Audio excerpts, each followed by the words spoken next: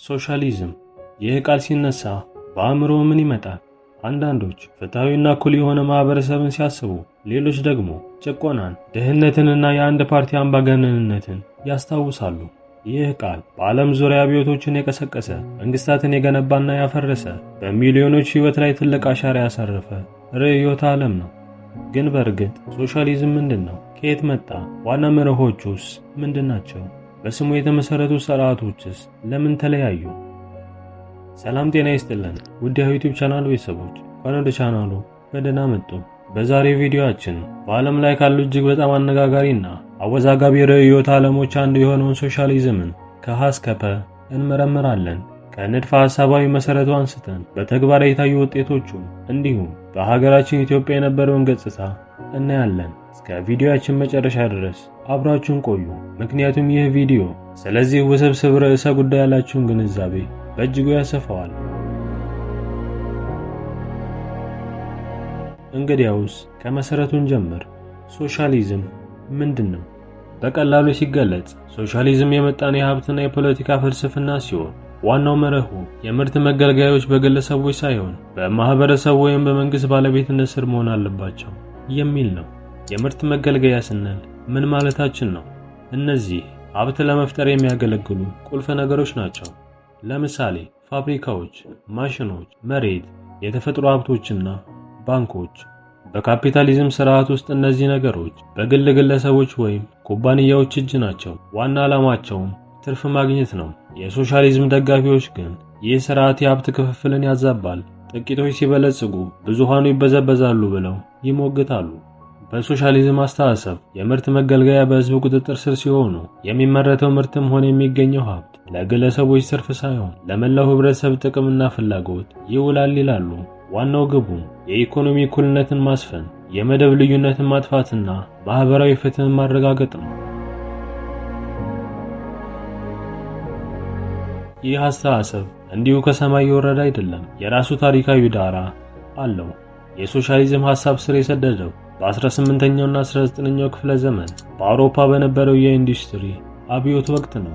ይህ ዘመን አዳዲስ ቴክኖሎጂዎችና ፋብሪካዎች የተስፋፉበት ቢሆንም ለሰራተኛው ክፍል ግን እጅግ አስከፊ ነበር። ሰራተኞች በቀን ከ12 ሰዓት እስከ 16 ሰዓት በሚደርስ አደገኛና ጤናማ ባልሆነ ሁኔታ ውስጥ በጣም ዝቅተኛ በሆነ ክፍያ ይለፉ ነበር። የህፃናት ጉልበት ብዝበዛም የተለመደ ነበር። በሌላ በኩል የፋብሪካ ባለቤቶችና ባለሀብቶች በሰራተኛው ላብ ታይቶ የማይታወቅ ሀብት ያካብቱ ነበር።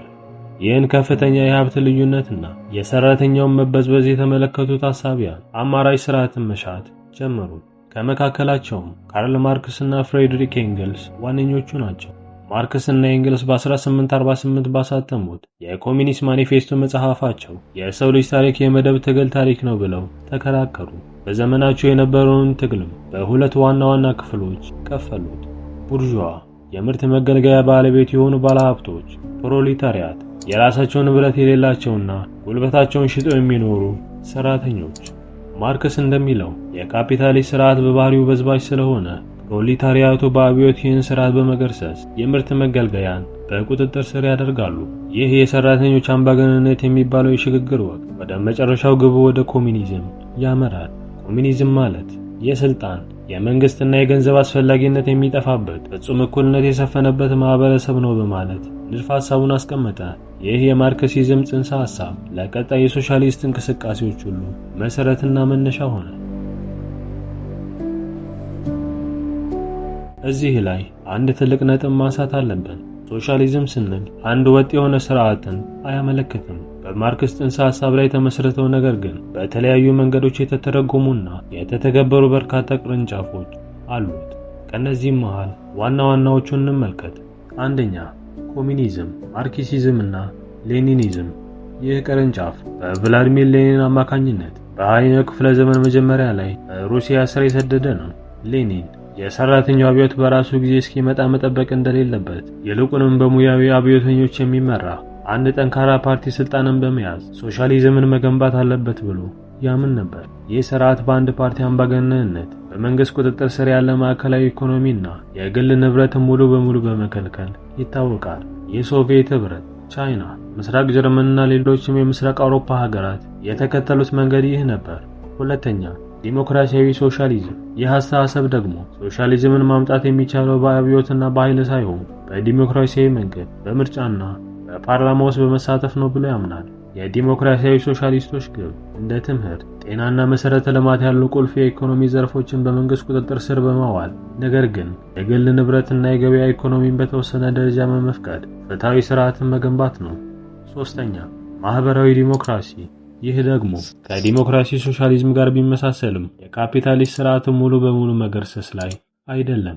ይልቁንም የካፒታሊዝም ስርዓት እንዲቀጥል ፈቅዶ ነገር ግን ጠንካራ የመንግስት ጣልቃ ገብነትን በመጠቀም የሚያስከትለውን የከፋ የገቢ ልዩነት በማስተካከል ላይ ያተኩራል። ይህንንም የሚያደርገው ከፍተኛ ግብር በባለ ሀብቶች ላይ በመጣል ከሚሰበሰበው ገንዘብ ለመላው ህዝብ የሚጠቅም ጠንካራ የማህበራዊ ደህንነት መረብ በመዘርጋት ነው።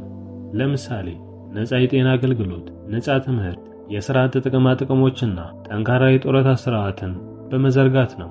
የስካንዲኔቪያ ሀገራት እንደ ስዊድን፣ ኖርዌይ እና ዴንማርክ የዚህ ሞዴል ምርጥ ምሳሌዎች ተደርገው ይወሰዳሉ። እንደምናየው ሶሻሊዝም ከሞስኮ እስከ ስቶክሆልም ድረስ በጣም የተለያየ ትርጉምና አተገባበር አለው። ይህንን ልዩነት መረዳት የሥርዓቱን ስኬቶችና ውድቀቶች ሚዛናዊ በሆነ መልኩ ለመገምገም ወሳኝ ነው። ንድፈ ሐሳብ አንድ ነገር ነው። በተግባር መሬት ላይ ሲወርድ የሚፈጥረው ውጤት ደግሞ ሌላ ነገር ነው። እስቲ የሶሻሊዝምን ስም አንግበው የተነሱ አንዳንድ ሀገራትን ተሞክሮ እንመልከት። የሶቪየት ህብረት የመጀመሪያው ሙከራ።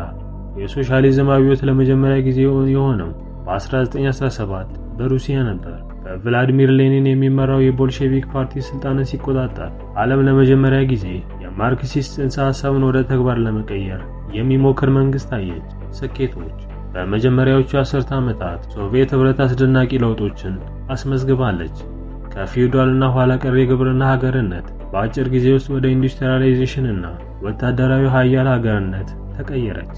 ኢንዱስትሪያላይዜሽን በስታሊን የ5 ዓመት እቅዶች አማካኝነት ግዙፍ ፋብሪካዎች፣ የኃይል ማመንጫዎችና የባቡር መስመሮች ተገነቡ። መሰረተ ልማት። መሃይምነትን ለማጥፋት ሰፊ የትምህርት ዘመቻ ተካሄደ። ለሁሉም ዜጋ ነፃ የጤና አገልግሎት ተደራሽ ሆነ። ሳይንስና ቴክኖሎጂ። ሶቪየት ህብረት በአሜሪካ የሚመራውን የምዕራቡን ዓለም በቀዝቃዛ ጦርነት ዘመን በህዋ ምርምር ቀድማ በመገኘት የመጀመሪያው ሳተላይት ስፑትኒክ እና የመጀመሪያውን ሰው ዩሪ ጋጋን ወደ ህዋ ላከች። ውድቀቶችና አስከፊ ገጽታዎች። ነገር ግን ይህ እድገት የተገኘው በከፍተኛ የሰው ህይወትና የነጻነት ዋጋ ነበር። ፖለቲካዊ ጭቆና። የማርክሲዝም ሌኒኒዝም የአንድ ፓርቲ አምባገነንነት ስርዓት ማንኛውንም አይነት የተለየ ሐሳብና የፖለቲካ ተቃውሞን በኃይል አጠፋ። በጆሴፍ ስታሊን ዘመነ ስልጣን በሚሊዮኖች የሚቆጠሩ ሰዎች በግድያ፣ በግዳጅ ሥራ፣ በካምፖችና በፖለቲካዊ ማጽዳት አልቀዋል። የኢኮኖሚ ድክመት። ማዕከላዊ የኢኮኖሚ ዕቅድ ለህዝቡ ፍላጎት ፈጣን ምላሽ መስጠት ተስኖት ነበር። ይህም ከፍተኛ የሆነ የምርት እጥረት፣ ረጅም ሰልፍና የጥራት መጓደልን አስከተለ። ፈጠራና የግል ተነሳሽነትም ሙሉ በሙሉ ጠፍቶ ነበር። የግዳጅ ሥራና ረሃብ። በዩክሬንና በሌሎች አካባቢዎች የተካሄዱ የግዳጅ የእርሻ ማሳዎች ስብስብ በሚሊዮን የሚቆጠሩ ሰዎችን ለከፋ ረሃብ ዳርጓል። በመጨረሻም በ1991 የሶቪየት ህብረት ፈራረሰች። ይህም ውድቀት ለብዙዎች የኮሚኒስት ሶሻሊዝም ሙከራ ሙሉ በሙሉ መክሸፉን ያሳየ ክስተት ነበር። ቻይና ከማኦ አብዮት ወደ ገበያ ሶሻሊዝም። ሌላኛው ግዙፍ የሶሻሊስት ሙከራ በ1949 በማኦ ዜዱንግ መሪነት በቻይና ተካሄደ። የቻይና ኮሚኒስት ፓርቲ የሶቪየት ህብረትን ሞዴል በመከተል ማዕከላዊ ኢኮኖሚና የአንድ ፓርቲ ስርዓትን ዘረጋ። የማኦ ዘመን እንደ ግሬት ሊፕ ፎርዋርድ እና ካልቸራል ሪቮሉሽን ባሉ ፖሊሲዎች የተነሳ በከፍተኛ ማህበራዊና ኢኮኖሚያዊ ቀውስ የታጀበ ነበር። በሚሊዮኖች የሚቆጠሩ ሰዎችን በረሃብና በፖለቲካ ውከት አልቀዋል። ነገር ግን ከ1970ዎቹ መጨረሻ ጀምሮ ከማኦ ሞት በኋላ በመጡት ደንግ ዢኦፒንግ ያሉ መሪዎች ቻይና የተለየ መንገድ መከተል ጀመረች። ሶሻሊዝም ከቻይና ባህሪ ጋር በሚል መፈክር የፖለቲካ ስርዓቱ በኮሚኒስት ፓርቲ ቁጥጥር ስር እንዳለ ሆኖ የኢኮኖሚ ስርዓቱ ግን ለገበያ ክፍት ተደረገ። የግል ኢንቨስትመንት ተፈቀደ። የውጭ ኩባንያዎች እንዲገቡ ተደረገ። ውጤቱም ቻይና ባለፉት 40 ዓመታት በታሪክ ታይቶ የማይታወቅ የኢኮኖሚ እድገት አስመዘገበች። በመቶ ሚሊዮኖች የሚቆጠሩ ዜጎቿን ከድህነት አውጥታ ዛሬ የዓለም ሁለተኛው ግዙፍ ኢኮኖሚ ኃይል ሆናለች። ይህ የቻይና ሞዴል ግን አሁንም አወዛጋቢ ነው። አንዳንዶች ይህ እውነተኛ ሶሻሊዝም ሳይሆን በመንግስት የሚመራ ካፒታሊዝም ነው ይላሉ። በተጨማሪም የኢኮኖሚ ነፃነት ቢኖርም ፖለቲካዊ ነፃነት፣ የንግግር ነፃነትና የሰብአዊ መብቶች አሁንም በከፍተኛ ሁኔታ የተገደቡ ናቸው።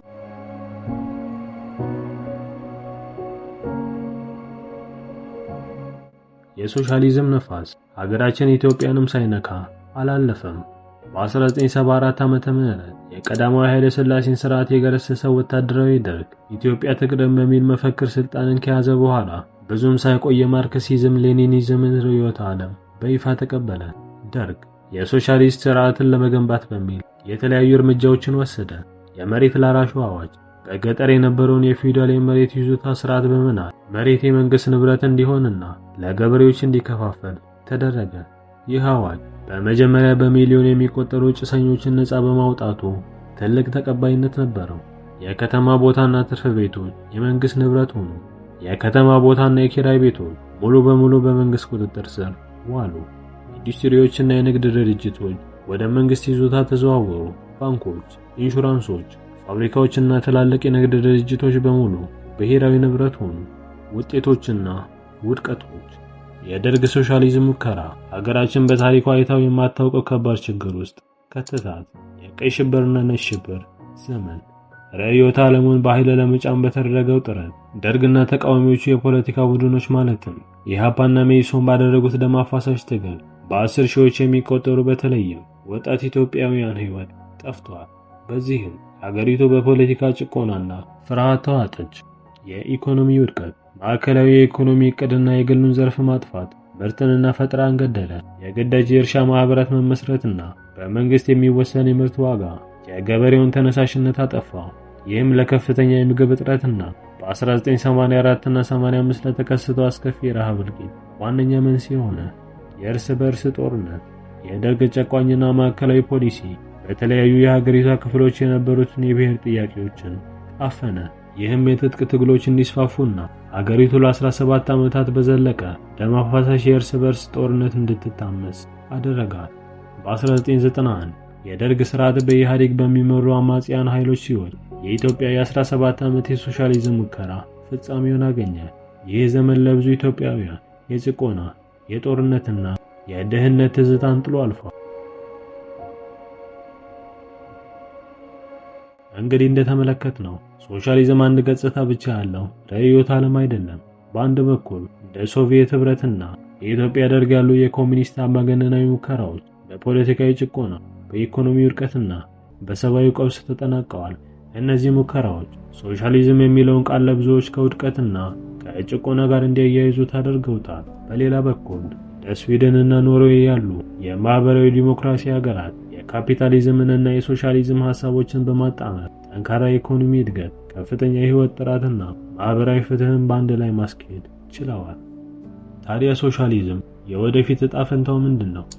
ዛሬም ቢሆን በዓለም ዙሪያ እየጨመረ የመጣው የገበያ አለመመጣጠን፣ የአየር ንብረት ለውጥና የገበያ ኢኮኖሚ ቀውሶች የሶሻሊዝም ሐሳቦች እንደገና እንዲያንሰራሩ እያደረገ ነው። እንደ በርኒ ሳንደርስ በአሜሪካና ሌሎችም ፖለቲከኞች ዲሞክራሲያዊ ሶሻሊዝምን በማንገብ ከፍተኛ ድጋፍ እያገኙ ነው። ዋናው ጥያቄ የ20ኛው ክፍለ ዘመን ስህተቶች ሳይደገሙ የሶሻሊዝምን የፍትሃዊነትና የእኩልነት መርሆች ከዲሞክራሲ፣ ሰብአዊ መብቶችና ከኢኮኖሚ ብልጽግና ጋር አጣምሮ መተግበር ይቻል ይሆን የሚለው ነው። ይህ ጥያቄ የ21ኛው ክፍለ ዘመን ፖለቲካና የኢኮኖሚ ቁልፍ ጥያቄ ሆኖ ይቀጥላል። ተመልካዮቻችን ስለ ሶሻሊዝም ያላችሁን ሐሳብ አስተያየትና የሀገራችንን የደርግ ዘመን ተሞክሮ በተመለከተ ትዝታችሁን በኮሜንት መስጫው ላይ ብታካፍሉን ደስ ይለናል።